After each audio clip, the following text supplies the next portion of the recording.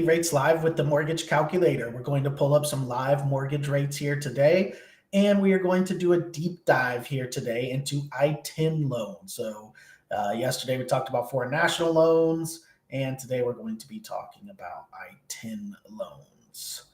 So different products there, but kind of go hand in hand to know which one is which.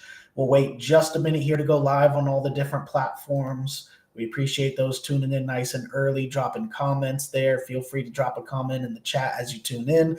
We put the comments up there on the screen. You can also drop any questions you have in the comment section as we go through the presentation here today. All right, it looks like we're live on all the different platforms, so we can go ahead and get started. Again, we'll take the chat off the screen, but keep dropping comments there. So welcome everyone. My name is Kyle Hershey. I'm the COO of the Mortgage Calculator, joined here by our president, Nick Hershey, and our sales manager, Jose Gonzalez. We are a correspondent lender, and we specialize in non-QM loans. And what we do every morning on this show is go through some live mortgage rates for different programs. Then we do a deep dive into a different loan topic. Today's topic is going to be ITIN loans. So our sales manager, Jose Gonzalez, with 28 years of experience, is going to do a deep dive into ITIN loans. But before we do that, we'll go over the rates. So like we do every morning, we'll pull up the live mortgage rates for some different programs. So Nick, if you're ready, let's go ahead and pull up our pricing tool and see what the rates are looking like this morning. All right. Let me switch my screen and we will check it out.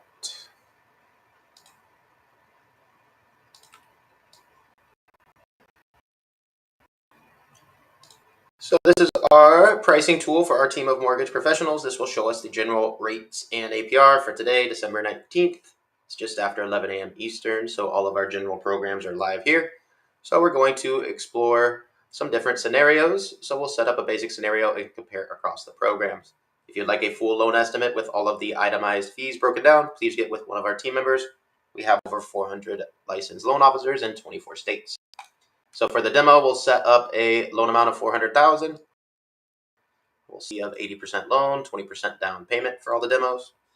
We're going to have the computer search for the lowest rates we can offer, conforming conventional, and then we'll check out FHA. And then we'll go into expanded guidelines, also known as non-QM, where we have over 5,000 additional options. We also offer VA and USDA. VA is only for eligible vets and active service members. If you are, just let us know. USDA is only for eligible properties. If you do happen to be looking in one of those areas, just let us know. We'll start with conforming conventional, purchase, 30-year fixed, primary occupancy, single-family home, 1 unit, state of Florida, county of Miami-Dade. And for all the demos, we use an estimated credit score here of 760 and an estimated debt-to-income ratio of 40%. So with these settings, as we do every morning, let's check out the rate options. Just a touch higher than yesterday. It looks like 6.125 rate for 2.375 discount points and costs. Puts the final APR at 6.403. I believe yesterday we were at 6.3 something there. So pretty much the same as it was yesterday, which is great news because this is all over a point lower than it was just a couple weeks ago. So all of our customers out there shopping, definitely get out there and find the property for you. And if our customer doesn't qualify for a conventional program, the next option we want to compare, we'll set up the same exact settings here, is an FHA option. FHA allows more leniency on credit issues as well as a much higher debt-to-income ratio. However, for the demo here, we'll keep everything exactly the same so we can compare across the programs. So let's check the FHA options this morning. Again, about the same as it was yesterday, 5.5 rate, 2.125 discount points and costs, but the final APR 6.404. So almost identical to conventional today. In this case, if our customer qualifies for both, definitely don't overlook FHA. The recent changes to the MI are definitely good. And our customers that do need to use FHA, this APR does include the upfront and yearly mortgage insurance that is required. So definitely some good options. Now, where we love to specialize here at the Mortgage Calculator is if our customer doesn't qualify for either program. Most other banks or lenders will have to deny that customer completely. But that's where we love to say yes to our customers under our expanded guidelines, also known as non-QM, where we can use alternative income. So under non-QM, everything else will stay the same, but now we have a new option pop up where we can change the income type. So full doc is what we use for conventional and FHA. That's 2 years of tax returns typically. So if our customer doesn't qualify with 2 years of tax returns, we'll typically use a non-QM option using an alternative such as asset related. We've done some episodes on that. Check out some of the past episodes. We have business bank statements. The investor programs are just for investments. We'll talk about that in a minute.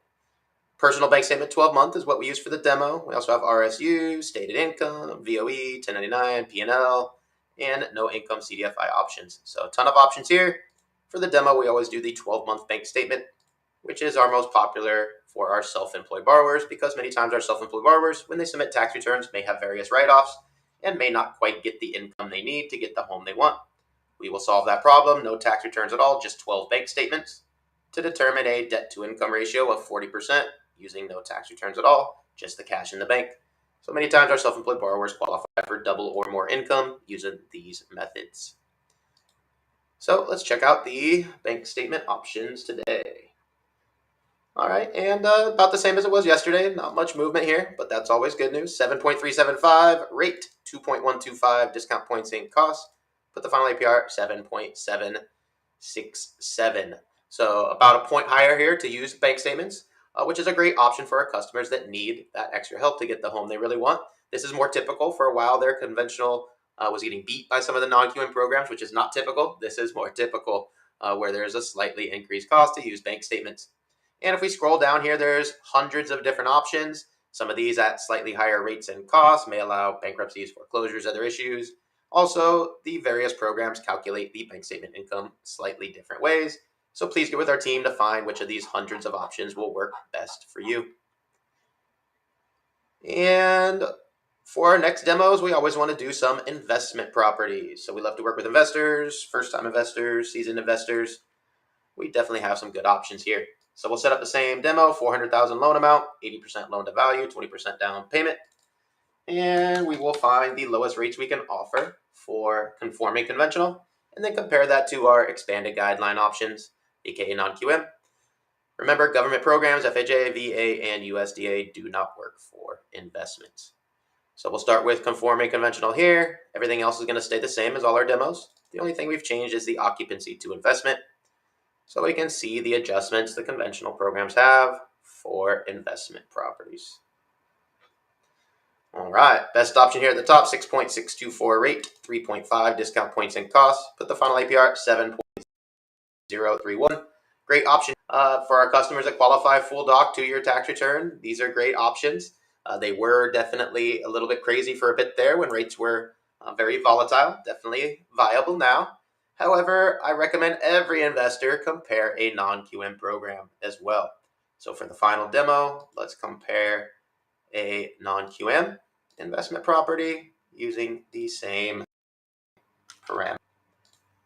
So now we'll select expanded guidelines, also known as non-QM, and we have to set a couple things now. Scroll down. Which the most popular income type is DSCR. That's because it doesn't require any income or employment from our borrower or documentation of that. We simply use the estimated rental income from the appraisal to determine a DSCR value. It stands for debt service coverage ratio. The estimated rents can cover the PITIA of the mortgage, aka the property cash flows. That's a ratio of 1 or higher. We even have options for ratios under 1 where the property doesn't quite cash flow. For the demo, we always use 1.5 so that we can see all the options. And finally, a prepayment penalty must be selected. 3 years is standard. That's what we'll use for the demo. We can select 0. That will limit what shows up and cost more. We could also select 5, which will again limit what shows up, but does save our customers some money that want to hold properties for a long time. 3 years is standard. That's what we use for the demo here, so we can see the most common options. So let's check the DSCR rates today. And again, absolutely smoking here, 7% rate, 3.375 discount points, puts the final APR at 7.513. So our obviously it's a slight bit cheaper there at just over 7 APR, but a DSCR loan for about 0.4 cheaper in cost. I would say 99% of investors would take these options. So definitely make sure for all of our team members out there, make sure to quote the DSCR option so customers can compare. And all of our customers out there looking for investment properties, definitely recommend to compare some DSCR options. You can do 1, 2, 5, 10 loans at a time. It really opens up the flexibility. And if we scroll down here, some of these options at higher rates and costs, again, may allow bankruptcies, foreclosures, other issues. Some of these may allow different ways to calculate income, like short-term rental income. Some of these may allow different property types. We've done some episodes on mixed use and stuff like that. And finally, some of these may allow different borrower types, which is our theme for today. So yesterday we went over foreign nationals, which is a very popular borrower type for the DSCR program. And let me change my screen here. Today, the topic, as you all know, is going to be ITIN loans. So an ITIN is not a foreign national borrower. So that's what we went over yesterday. Jose is going to define that again here in a second, what is and what is not. Remember, foreign national, outside the U.S., ITIN, inside the U.S., but not status. So there are some things in common, but there are some things not in common with these two borrower types. And as usual, our automatic pricer system doesn't pull up these programs. So Jose has some specific examples that we can use for these types of borrowers, since the live pricer doesn't necessarily lay that out very well. So Jose, if you're ready, let's first go over defining what is an ITIN borrower, and then let's get into some examples if you're ready.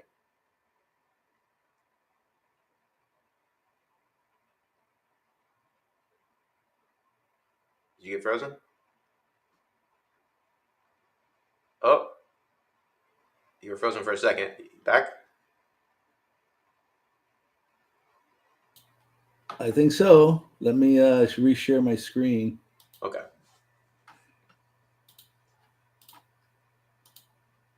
All right. Awesome. So we'll let the internet give it a chance to catch up. And in the meantime, let's go over ITIN and foreign nationals. This is the inverse of what we went over yesterday. So yesterday we did foreign national loans. Today is ITIN. Like I explained yesterday, the similarity between the two has to do with the status. Neither has permanent residency status nor citizenship status in the United States. The foreign national could, like I mentioned yesterday, we could have a situation where foreign national is a citizen of another country, also may be a citizen of the U.S., but doesn't live in the U.S., has formed their whole life outside of the U.S. We do have an option for that foreign national borrower to apply as a foreign national rather than as a U.S. national. But that is, again, the exception to the situation. Typically, foreign national is not going to be a U.S. citizen, going to be a citizen of another country, permanently reside in another country, and generate their income in another country, not in the U.S. The ITIN borrower also may not have status in the U.S. That's why they have an ITIN and not a Social Security number. However, they do work in the United States. They do live permanently in the United States, and they do generate their income from the United States. And for the ITIN program, they also have to have US-based credit to meet the requirements of the program, whereas the foreign national borrower does not have to have US-based credit. However, if they do have any US-based credit, when you pull their report, then they do have to meet the requirements for credit in the program. Otherwise, no US-based credit, no credit score required. US-based credit, they do have to have minimum credit score. That's for the foreign national. The ITIN is required to have US-based credit. So let me now. One other thing that I wanted to make note on the ITIN borrower is that due to the fact that they have an ITIN and not a Social Security number, this borrower is never going to be a W-2 borrower, right? As if they were a W-2 borrower, that means that the withholdings would have to be legally taken from their earnings, and without a Social Security number, this would not be possible. So if you do have an ITIN borrower that does give you W-2s and pay stubs, then you have to look at what number they have for tax identification number they have on their pay stubs, their W-2s, because if it's the ITIN, then there's something going on that would not be correct because that would not be possible. So your ITIN borrower is usually going to have some type of self-employment status, whether it's bank statement, 1099s, profit and loss. So in this scenario here, we're doing bank statement options. So I do have several, total 3 options. So provided here some purchase options and refi option. So let me get into the very first option. Highest LTV that we have for an ITIN purchase is 85% LTV. This would be for a primary purchase of a 1-unit property using bank statements, which is going to be the most favorable option here. So we're looking at 10.25% being our lowest cost option, and we can buy that down all the way to 9.499%.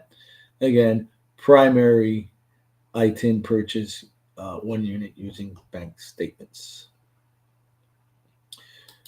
Now, our investment bank statement purchase for the ITIN is 80% maximum LTV. So 85% maximum for the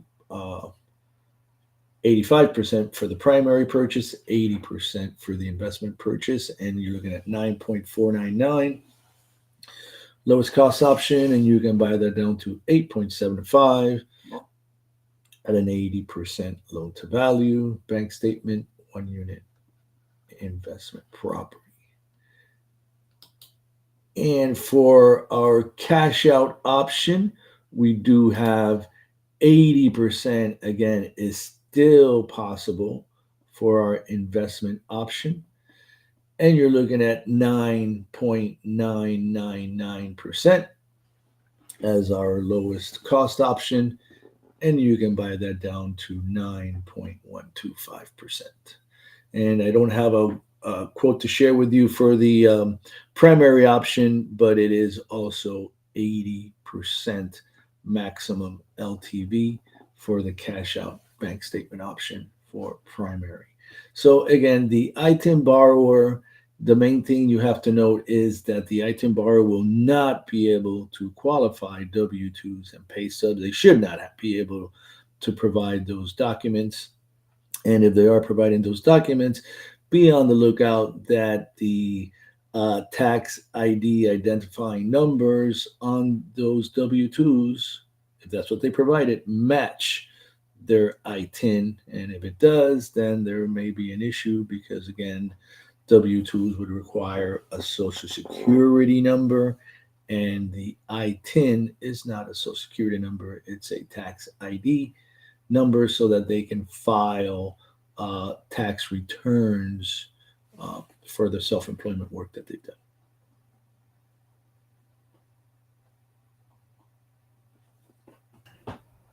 All right. That was quick.